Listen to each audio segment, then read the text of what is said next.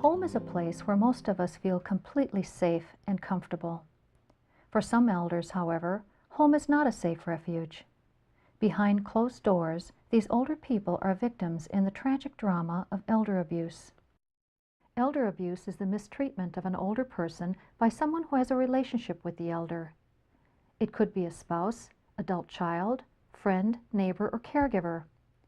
According to the National Center on Elder Abuse, more than 2/3 of the abusers are family members. Elder abuse can happen to anyone, by anyone, regardless of his or her social class or ethnic background. The results of elder abuse can be seen in the unnecessary suffering, injury, and violation of human rights of the elderly. Hello, I'm Marian Karpinski, and I'll be your host during this program. Elder abuse can happen anywhere. It can happen in group homes, such as foster homes, nursing homes, or assisted living facilities. In this program, we will address elder abuse in the elder's family home. Elder abuse can be difficult to identify. Some diseases and chronic illnesses can mask or mimic the visible signs of abuse. For instance, some diseases may cause people to bruise more easily. Weight loss may be a symptom of a disease, a caregiver's failure to provide adequate meals, or an elder who refuses to eat nutritious meals. Elder abuse is very complex. Generally, a combination of factors contribute to elder mistreatment. Abuse is often inflicted in a subtle way, especially if it's premeditated and deliberate. Abuse can be the result of a history of family violence that continues into the person's later years, or violence that begins with a new relationship, such as marriage. Violence is a learned behavior that in some families is passed on from one generation to the next. In these families, abusive behavior is their normal response to life because they have not learned other more appropriate ways to respond. Talking about the learned behavior and the learned violence, I think that it's very important to understand that we all grow up learning how to behave in a family from the family we grew up in. And if corporal punishment and if verbal abuse is part of a person's upbringing and they come up having that be the norm, I think it follows through and translates into older age, that the child who was verbally abused is now going to use that same verbal abuse on the elderly mom or dad who is now bedridden or wheelchair ridden, and think nothing of it because that's how it's done in this family. Unfortunately, I think that it then escalates because the response from the elder is usually nothing or very little because of their fear of making a bad situation worse.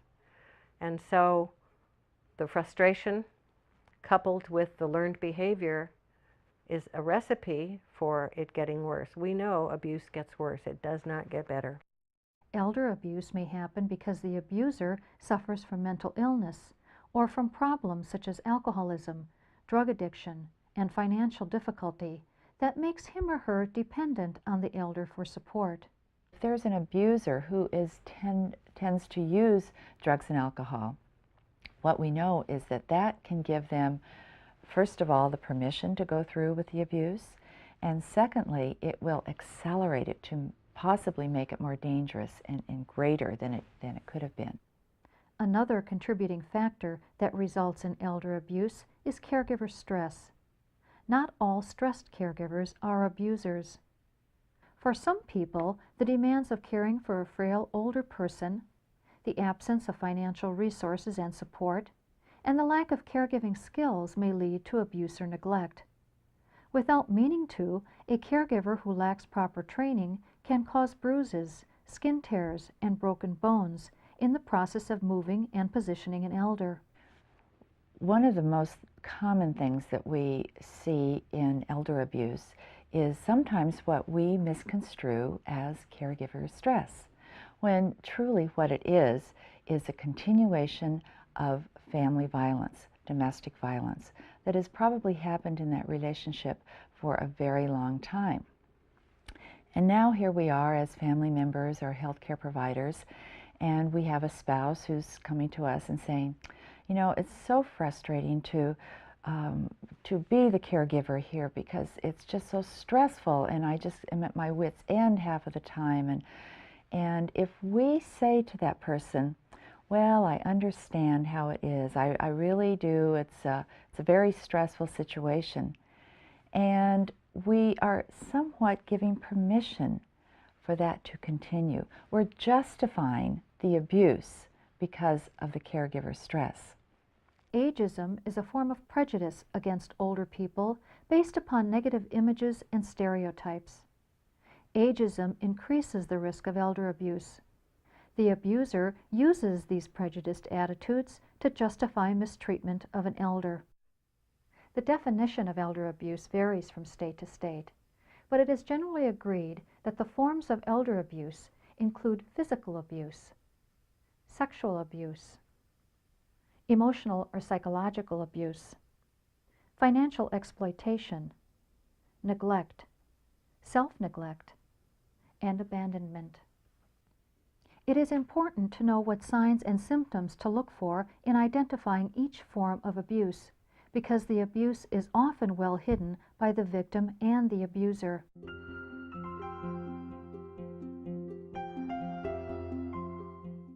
According to most state statistics, neglect is a leading form of elder abuse. Neglect typically means the refusal or failure to provide the necessary care to an elder by someone who has assumed that responsibility. It includes the refusal or failure to provide an elder with life necessities such as food, water, shelter, clothing, personal hygiene, medicine, and personal safety. What caregivers need to remember is that if they are assuming the role of a caregiver, and this could be a paid position or an unpaid position, that they have a certain level, a certain duty to perform their activities with the older person, which in many instances is a family member. I would urge people to understand that the states are becoming more proactive now when they're dealing with neglect situations. And in some instances, a neglect situation of an elder person, failure to provide food, not turning the person in a bed, which could result in, say, bed sores or decubitus ulcers, could rise to a criminal level. And in many states, there are prosecutions taking place now on this specific form of elder abuse. Some of the signs and symptoms of neglect include unsanitary living conditions, such as a dirty home, fleas, the smell of fecal and urine odors, soiled linens, or lice on the elder's body. Other signs include untreated bed sores, poor personal hygiene, dehydration, and malnourishment. Unsafe living conditions, such as no running water or heat, are signs of neglect. Neglect can also include the failure to pay for home care services by a person who has financial responsibilities to provide care for an elder. Self-neglect is another form of neglect, and this is when an elder person who's taking care of themselves does so at a risk to their health and well-being. For instance, an elder person may not be feeding themselves enough, may not be hydrating, taking enough medicine, or taking too much medicine. What about their general living conditions? They may be living in a very dirty environment. And this is another form of neglect that we need to be very cognizant about. Unintentional neglect may occur when the person assuming responsibility for care is incapable of providing that care. When I first came here, I realized that my stepfather had dementia and he was getting worse. And my mother has had a problem with her knee and her hip, which turned out to be her heart and her lungs. And my mother could no longer care for my stepfather. And my stepfather could not care for my mother. They both needed care. They both needed help, and we didn't know where to turn at that point.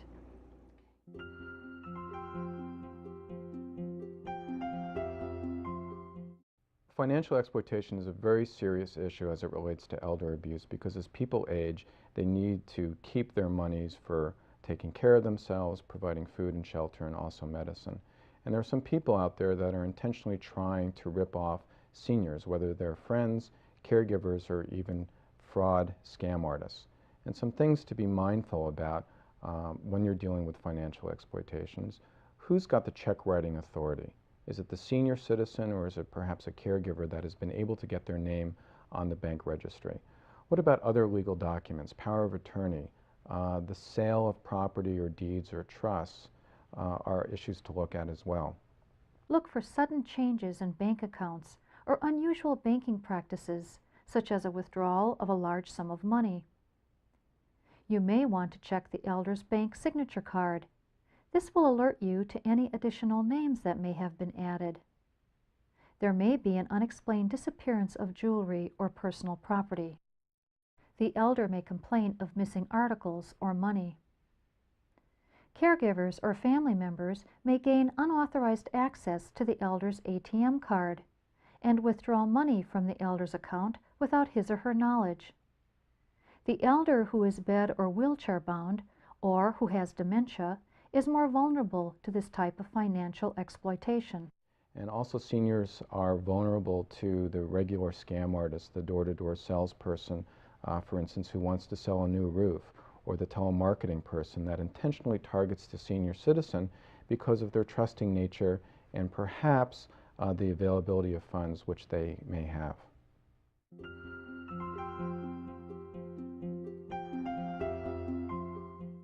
Emotional and psychological abuse really is one and the same thing. It is when an elderly person is being spoken to in a derogatory manner, is being told that they are stupid, that they don't know what they're doing, that they are a bother, when the person who is giving care to them withholds things that they need, like medication, clean clothing, clean bedding, affection, food, attention. When the elderly person is made to feel as though they don't count, that their needs are not important, and that they are in the way.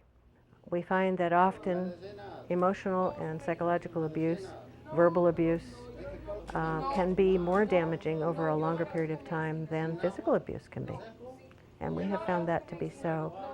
And it drives the person who is being abused inward, which is what keeps them isolated and keeps them from getting help and encourages the abuse to continue.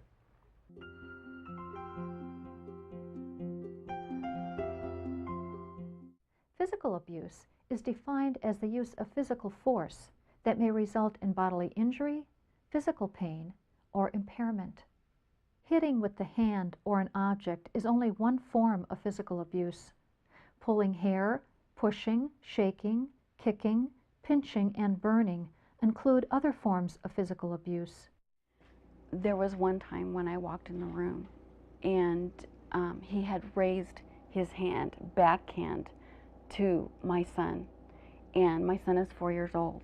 And my son was like this, with his hands up against his face, in fear of what my stepdad was going to do to my son. And of course, I stepped in and stopped that. But what was so sad was the dementia had made him very unpredictable. And at one point, when he had had a stroke, the nurses had even told my mother to hide the knives. He had taken knives to some of the portraits that he had done of my mother. Force feeding, inappropriate use of drugs, and physical restraints are other examples of physical abuse.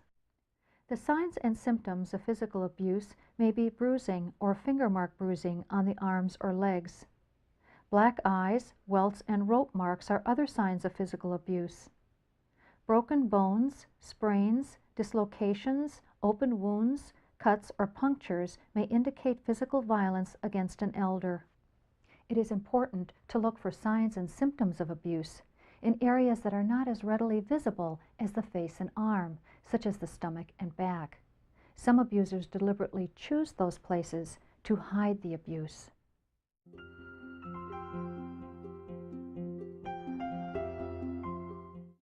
Sexual abuse is a kind of abuse that we overlook in elderly people often because it is particularly shameful to them, so they don't reveal it to us as often.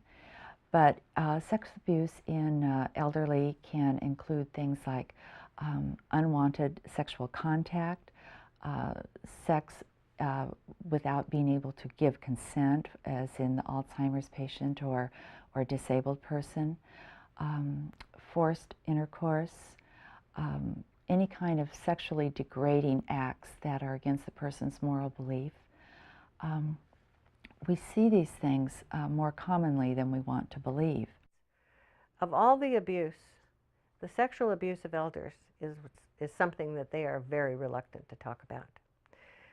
Oftentimes, elderly women do not think that when a male child or grandchild or caregiver says something inappropriate to them that is sexually inappropriate, that there's anything wrong with it, because they come from a time and a belief system where men were given the right to speak to women in certain ways, and they don't think there's anything off color or wrong about it. But often that leads to further abusive situations. I think that it's very difficult unless there are outward signs like the obvious vaginal infections or bruising in the area or what have you, that a person really can tell when there is sexual abuse, unless the person who is being abused begins to give you clues.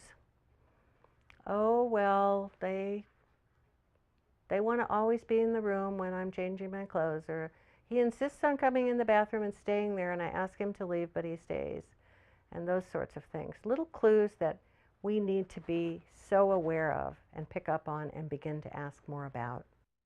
Other signs of sexual abuse may be a change in behavior. For example, an elder who becomes severely upset when being bathed, dressed, or undressed. Torn, stained, or bloody underclothing, or unexplained vaginal or anal bleeding may also be signs of sexual abuse.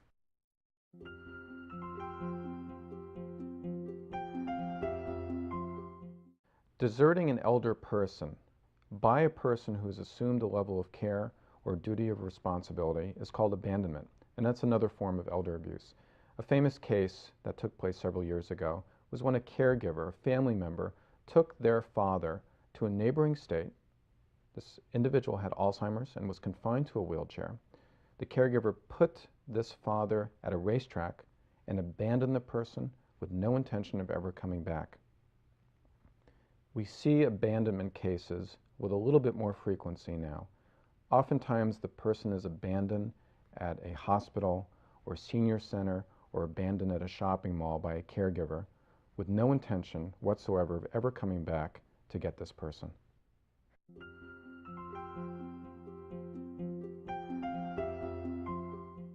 There are some general signs that may indicate abuse is occurring.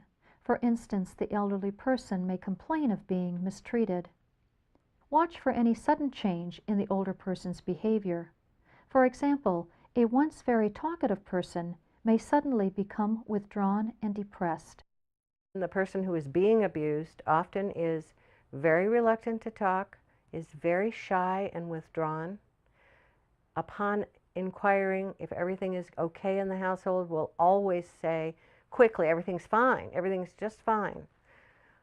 When you begin to suspect that something might be wrong and you begin to push a little further, you will often notice that the abuser is in the other room listening to what is being said by the abused person. And as a result, the next visit you make will often find a reason for you not to come into the home. The closer you get to an abusive situation, the more there is to protect on the part of the abuser, and the abused person is more fearful than ever, and you will notice more and more agitation on their part because of their fear. Abusers come in all shapes and sizes. No single characteristic identifies an abuser. An abuser uses whatever means possible to deflect attention away from the abuse. An abuser may be someone who was unwilling or would be finding excuses for the home health nurse, for instance, to come into the house, would be making excuses for why this person can't be there. They're asleep, or they're having a bath right now, or they're at the doctor, or they're at the dentist, or they don't want to see you today. You would find normally that this person is very short and doesn't want to engage in any kind of a lengthy conversation with you. Often will speak out the window or with the door just slightly ajar. They do not want to be confronted because they have something to protect. Sometimes it's very hard to identify someone as an abuser. And the reason is because they're often very charming. People really like them. They have a good sense of humor. And they're often leaders in the community. Maybe he had a Boy Scout troop at one time, a leader in his church. Very convincing. An abuser is someone whose life depends upon their good manipulation, their good charisma with other people. And of course, behind closed doors, we know that there is an entirely different story here.